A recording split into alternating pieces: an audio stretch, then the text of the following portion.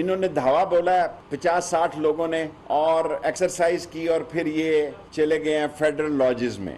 5 گھنٹے ہم نے ان سے، انہوں نے ایم این ایز آ گئے، صلاح الدین صاحب اور جمال الدین صاحب، ہم نے ان کو گرفتار نہیں کیا.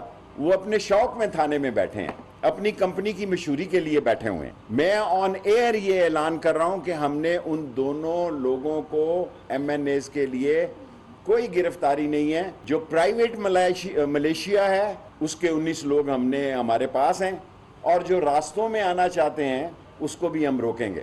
مسئلہ کیا ہے؟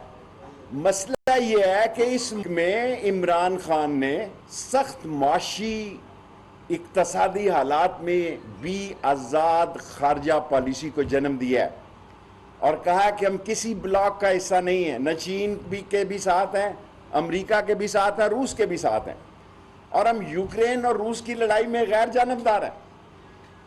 یہ ان کو نیٹو کی رشتہ داری یاد آ گئی ہے. یہ کہتے ہیں جی کہ وہ جلسے میں اعلان کیا.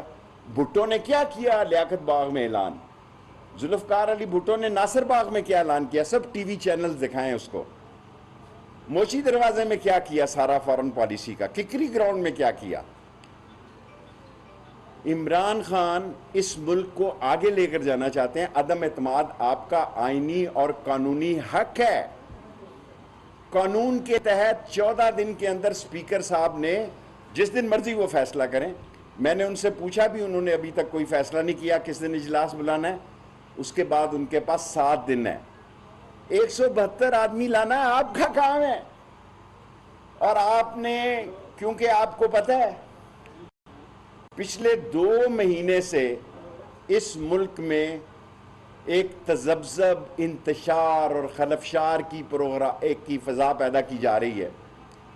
انشاءاللہ تعالی میرے مولا کو منظور ہوا، عمران خان سرخرو ہو کے نکلیں گے اور یہ شکست کھائیں گے.